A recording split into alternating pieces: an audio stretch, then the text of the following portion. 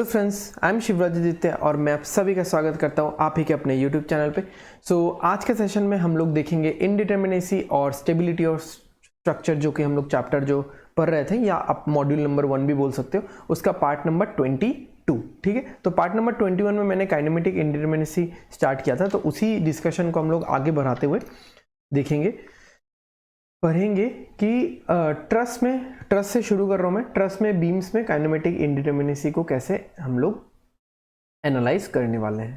ठीक है, तो मैं लिख देता हूं यहाँ पे #1 क्या है, काइनेमेटिक इनडिटर्मिनेसी। काइनेमेटिक इनडिटर्मिनेसी इन ट्रसेस। और थोड़ा सा अगर मैं स्पेसिफाई करूं इस चीज़ को, स्पेसिफाई करूं, देन मैं सबसे पहले 2D की बात करूंगा। ठीक है, तो 2D में अगर मैं एक ट्रस लेता हूं तो आप देख लो, अगर आप ऐसा कोई एक ट्रस लोगे तो आपको यहाँ पे दो रिएक्शंस देखने को मिलेंगे, है ना। दो रिएक्शंस नहीं, बेसिकली दो डिफॉर्मेशन देखने को मिलेंगे। ठीक है, रिएक्शन नहीं बोलना चाहिए मुझे अभी, ठीक है, क्योंकि मैं बाद में इस चीज़ को आपको लेके चलूंगा वहाँ पे। तो दो वे में आपको डिफॉर्मेशंस देखने को मिल सकते हैं, एक डेल्टा एक्स, एक डेल्टा वाई। ठीक है, तो यहाँ पे भी डेल्टा एक्स और डेल्टा वाई, और यहाँ पे भी। ठीक है, अभी आप लोग इतना डायरेक्शन पे फोकस मत करो, ठीक है, तो वो सब हम लोग बाद में एनालाइज करेंगे, delta X delta Y.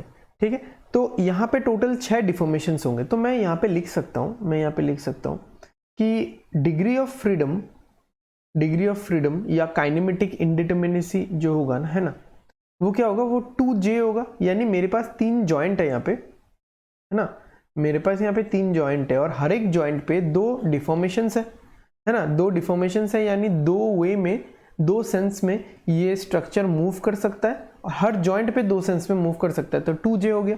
But reality में ऐसा कोई स्ट्रक्चर होगा क्या विदाउट एनी सपोर्ट्स? ये तो गिर जाएगा, है ना। तो चलो सपोर्ट्स लगाते हैं हम लोग। ये एक हिंज लगा दिया, ये एक रोलर लगा दिया हमने। ठीक है, तो ये हो गया फुल प्रूफ स्ट्रक्चर। बट अब यहाँ पे देखो, अब यहाँ पे जैसे ही मैंने सपोर्ट लगाया, यहाँ पे और एक प्रॉब्लम शुरू हो जाएगा। अब क्या प्रॉब्लम आएगा यहाँ पे, अब यहाँ पे देखो कि अगर मैंने सपोर्ट लगाया तो यहाँ पे एक रिएक्शन आर वाई लग रहा होगा और यहाँ पे एक रिएक्शन आर एक्स लग रहा होगा। ठीक है, और यहाँ पे एक रिएक्शन आर वाई लग रहा होगा, क्योंकि ये रोलर है। अगर यहाँ पे रिएक्शन आर वाई और आर एक्स लग रहा है, तब तो ये दोनों आएंगे ही नहीं, ये डिफॉर्मेशंस पॉसिबल ही नहीं है, क्योंकि ये सपोर्ट दिया हुआ है। डिफॉर्मेशन को रोकने के लिए मैंने सपोर्ट ऑलरेडी दिया हुआ है, जो कि ये वाला, ये इस टाइप का सपोर्ट है जो हॉरिजॉन्टल और वर्टिकल दोनों को कवर अप कर रहा है। अब रोलर इस तरह का सपोर्ट है जो वर्टिकल को कवर अप कर रहा है, यानी वर्टिकल रिएक्शन यहाँ पे सपोर्ट से मिल रहा है, तो वर्टिकल डिफॉर्मेशन आएगा ही नहीं। तो बेसिकली अगर देखा जाए कि डिग्री ऑफ फ्रीडम क्या है, 1 2 3, बट यहाँ पे जॉइंट के टर्म्स में मैंने जो फॉर्मूला पहले लिखा था उससे तो 6 आ रहा है, 2 × 3। तो मुझे क्या करना पड़ेगा, मुझे यहाँ से माइनस करना पड़ेगा सपोर्ट रिएक्शंस, तो हमारा आंसर सही आएगा। 2 × 3 माइनस सपोर्ट रिएक्शंस कितना है, देखो जितना सपोर्ट रिएक्शन है उतने ही डिग्री ऑफ फ्रीडम कैंसिल चले गए, क्योंकि हर एक सपोर्ट रिएक्शन ने हर एक डिफॉर्मेशन को काट दिया, होने नहीं दिया उस डिफॉर्मेशन को। तो आर वाई ने डेल वाई को होने नहीं दिया, आर एक्स ने डेल एक्स को होने नहीं दिया, आर वाई ने, और इस आर वाई ने इस डेल वाई को होने नहीं दिया। ओके, एक और इंपॉर्टेंट चीज, ये सारे डेल एक्स डेल वाई अलग अलग है। ठीक है, इसको सेम समझने की भूल ना करें आप लोग। ठीक है, तो ऐसे होगा, तो अल्टीमेटली 3 आ रहा है, और मुझे काउंट करके भी 3 आ रहा है। एक तो आप फॉर्मूला से भी कर सकते हो और degrees of freedom of count भी कर सकते हो, डेल्टा एक्स इधर का डेल्टा एक्स इधर का डेल्टा वाई। ठीक है, ओके, तो ये बन गया मेरा 2D का फॉर्मूला। ओके, अब चलते हैं 3D में। तो 3D में अगर मैं देखूं, मैं अगर ऐसा एक स्ट्रक्चर बनाता हूं, ठीक है, तो यहां पे भी आप अगर देखोगे तो 1 2 3 1 2 3 1 2 3 और 1 2 3, है ना। यहां पे आएगा RY, क्यों लिख रहा हूं मैं, डेल्टा वाई, डेल्टा जेड और डेल्टा एक्स। ठीक है, delta Y, delta Z, delta X, delta Y, delta Z, delta X, delta Y, delta Z, delta X. ठीक है, तो इस तरह का अगर मैं बनाऊं, मतलब इस तरह का आएगा डिफॉर्मेशंस। ठीक है, 3D है तो मोमेंट तो वैसे भी नहीं आएगा ना, ट्रस है, समझो इस चीज को, इसमें डाउट नहीं होना चाहिए आप सबको। ठीक है, अभी आप लोग बड़े हो चुके हो। ओके, तो DK, तो यहाँ पे क्या आएगा, 3J आना चाहिए, हर जॉइंट पे 3 है, खत्म। बट ये तो अनरियलिस्टिक फिगर है, इसमें अभी क्या होना चाहिए, इसमें सपोर्ट तो लगाओ, सपोर्ट तो लगाओ यहाँ पे। चलो सपोर्ट लगा दिया। अब अगर सपोर्ट लगा दिया तो यहां पे क्या आएगा, RY आएगा, RX आएगा, RZ आएगा, यहां पे RY आएगा, RX आएगा, RZ आएगा, RY आएगा, RX आएगा, RZ आएगा। तो गिने चुने सिर्फ, तो ये सब कैंसिल हो जाएगा, ये जितने भी मैंने लिखे हैं ये सब कैंसिल हो जाएगा, गिने चुने बस 3 रह जाएंगे डिग्रीज ऑफ फ्रीडम।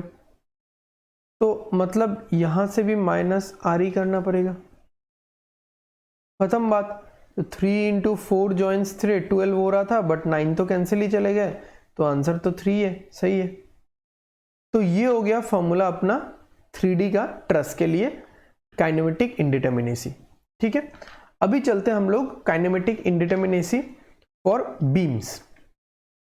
ठीक है, बीम्स में थोड़ा सा ही देखेंगे हम लोग, क्योंकि थोड़ा सा टाइम बाउंड भी है।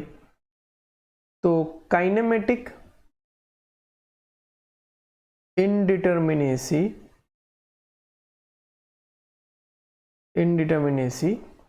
फॉर बीम्स या फिर फ्रेम्स, फॉर बीम्स या फिर फ्रेम्स।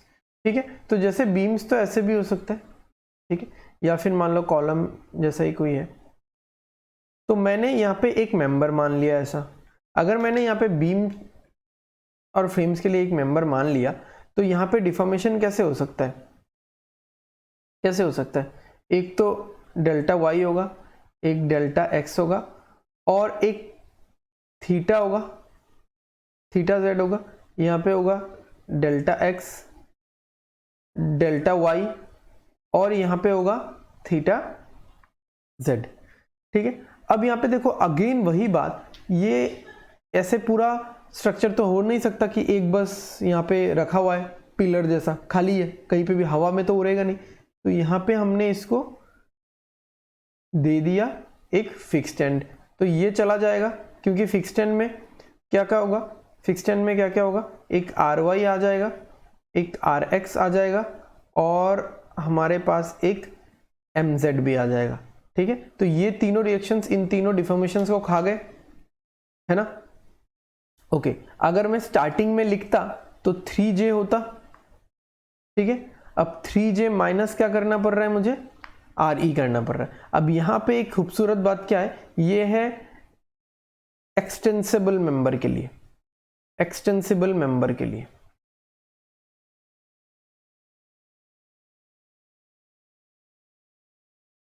ठीक है, एक्सटेंसिबल मेंबर का मीनिंग क्या होता है, एक्सटेंसिबल मेंबर का मीनिंग होता है जिसको हम लोग खींच सकते हैं, जो एक्सटेंड हो सकता है। अब अगर इनएक्सटेंसिबल होता, इनएक्सटेंसिबल होता जिसका लेंथ चेंज नहीं हो सकता, तो यहां पे देखो अगर इसका लेंथ चेंज नहीं हो सकता, है ना, अगर इसका लेंथ चेंज नहीं हो सकता तो क्या होता, यहां से ये जो डेल्टा वाई है ना, ये कैंसिल आउट हो जाता।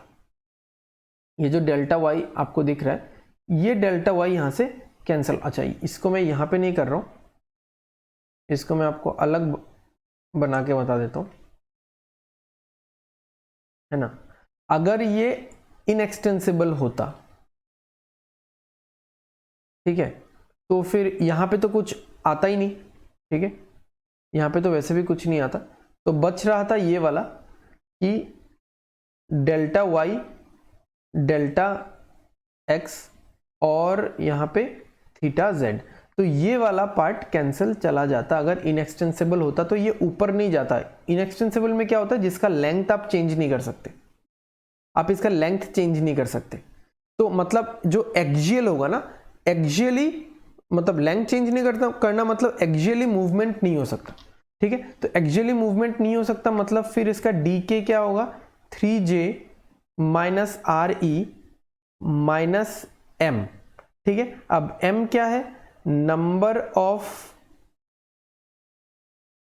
मेंबर्स जिनका नंबर ऑफ मेंबर्स जो कि, ऐसा लिख दो, नंबर ऑफ मेंबर्स जो इनएक्सटेंसिबल है, नंबर ऑफ मेंबर्स जो इनएक्सटेंसिबल है, ठीक है। तो m आ जाएगा, यानी एक्सियल डिफॉर्मेशन, इसका मतलब है axial, no axial deformation, no axial deformation, ठीक है।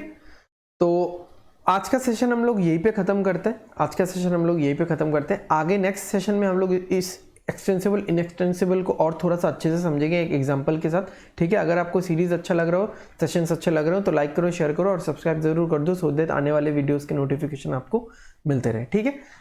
Thank you, take care, bye bye, अच्छे से पढ़ो, study hard and study well, bye bye.